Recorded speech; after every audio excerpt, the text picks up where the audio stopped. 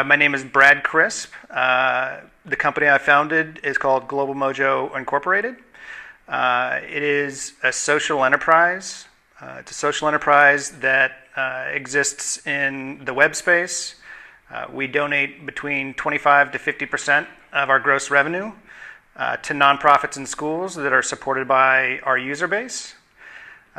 We do this by building browser plugins and software which monetizes users' normal everyday browsing activity.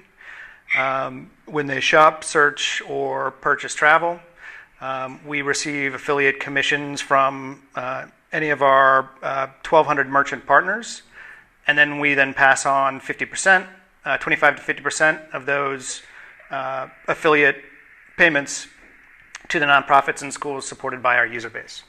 How I came up with the mechanism for doing that is my background is I've basically been in the internet my entire career. Through numerous jobs, I became very familiar with the online advertising revenue model. It's a model that can be wildly profitable if you come up with the right idea and the right user proposition. Just through my product experience, I understood that I could monetize users using the online advertising model a number of different ways. I understand if you had a compelling offer for users that your addressable market could be huge. I knew that everybody uses a browser. Everybody uses a browser every day.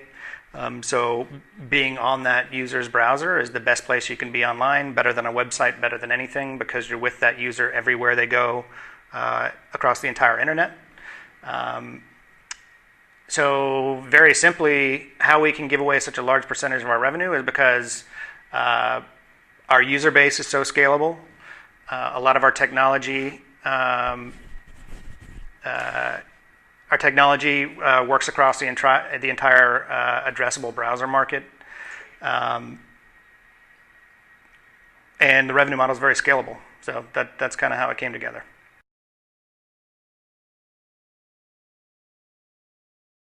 That's a long list. I would start by saying when I founded this company, it was basically right after the things started to go south in 2008. The economy started to go south. Funding.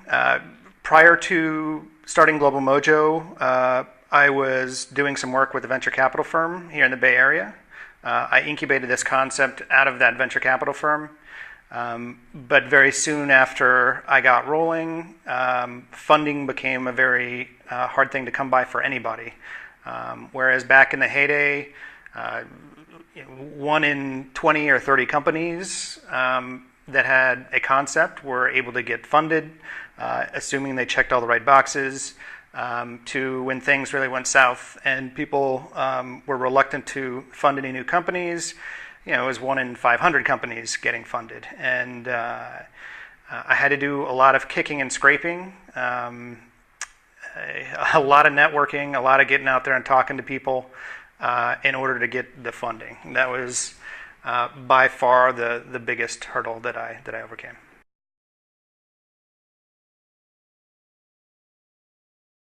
I would say what has tripped me up along the way is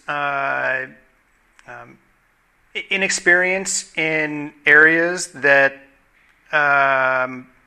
naturally come along with founding a company. My background is technology. My background is product development, product management. My background is also venture capital. So I think areas that tripped me up are just when I started looking at the process of putting the company together. Just some of the overhead and corporate governance issues I found challenging because that's something I didn't necessarily have experience with. I think also something that had tripped me up from the get-go is making sure that you don't underfund a business. That's the easiest way to kill a great idea. Great ideas die every day because of a lack of funding. I would say for anyone wanting to get a startup off the ground, that the most important thing is coming up with a plan, making sure you understand what the costs to execute that plan are, and then stick to those costs. Don't try and run it with half the amount of money you thought it would take to actually succeed with the model you come up with.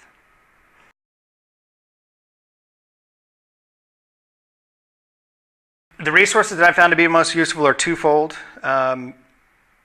One is investors, the other would be employees, and let me just delve into investors a little bit more. Investors come in all shapes and sizes. Some investors can provide tremendous value.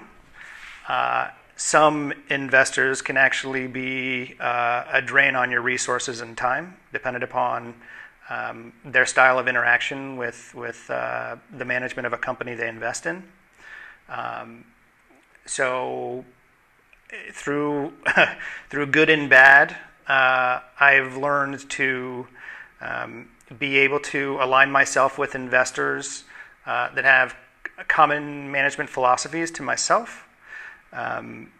Finding those investors has made my life a whole lot easier. They're there when they only want to be there when they're going to add value. Otherwise, they want to get out of your way. There's a trust there. They help you network. They help you get out. They help you find quality employees. They help you bring in additional investors. They're great to kick ideas off of. And a good investor also knows when to say, this is not my strong area and I can't add value. So I would say, number one good resource is finding great investors who add value. Number two is just surrounding yourself by a great team. Making sure that you really do your diligence with respect to who you're hiring. When you have a small team of individuals trying to get a company going, it's absolutely necessary that every single person of that small team is adding a lot of value, is able to execute on their own, is really able to go out, hit the ground running. One not so strong team member, when it's a small team, can really have a detrimental effect to the productivity of that small team. So I would say the second resource that has helped me is just making sure that I was able to surround myself with a very productive and talented team of individuals.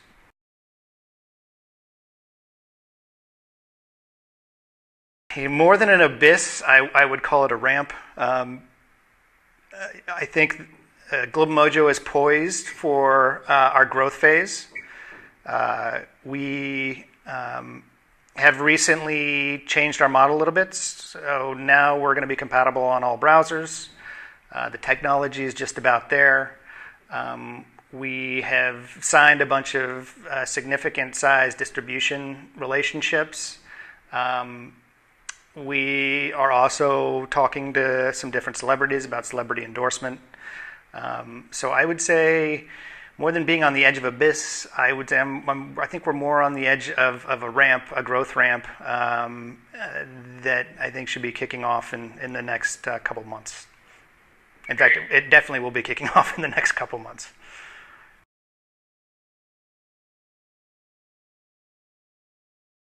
I'll tell you, I've been at this GlobalMojo for about 2.5 years. I didn't take a salary for a number of years, really trying to get this thing off the ground. Where GlobalMojo comes from, the thought of GlobalMojo was really twofold. One of my first jobs out of school worked at a bank in the subprime credit arena. I had a bad experience with that, just seeing how definitely in that area, banks would just provide not really any value to their own customer. They were just basically in it to get fees from the customer, provided nothing to the customer in return, oftentimes to the detriment of that customer. I had a really hard time with that because I feel like there should be a mutual benefit situation with company and customer. The company should help the customers. The company should also profit from helping those customers. So in order to keep going, just the thought of wanting to be aligned with a company that helped people was really important to me. Also,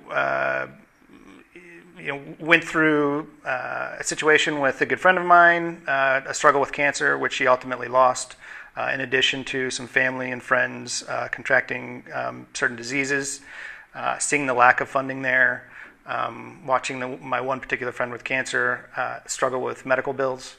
That also gave me a lot of inspiration to keep going with GlobalMojo, because GlobalMojo has the potential to really provide a lot of funding for many nonprofits and schools that have great missions.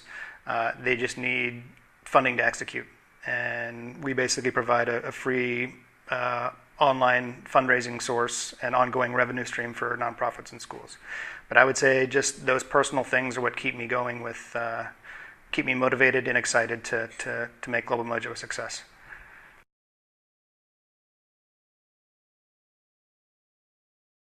A lot of different people inspire me for different reasons. Who I would say inspires me right now, just socially, are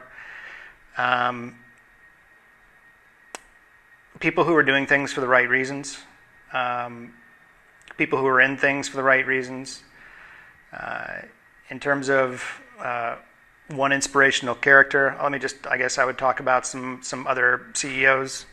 The CEO of Zappos.com, I think he's an inspirational figure. I think the way he's run Zappos, the corporate mentality and corporate philosophy that he's created at that company has been really something cool to watch. I believe his name is Tony Hsieh. Very smart guy. We're modeling a lot of our corporate philosophy and corporate culture based on some of the things that he implemented at Zappos. I would also say another company that has great corporate culture is Netflix. But just from a CEO perspective, those are CEOs that impress me. From a personal perspective, it's folks who are struggling to make the world a better place, often at no compensation to themselves. I find that anybody who's doing that, I find them to be inspirational.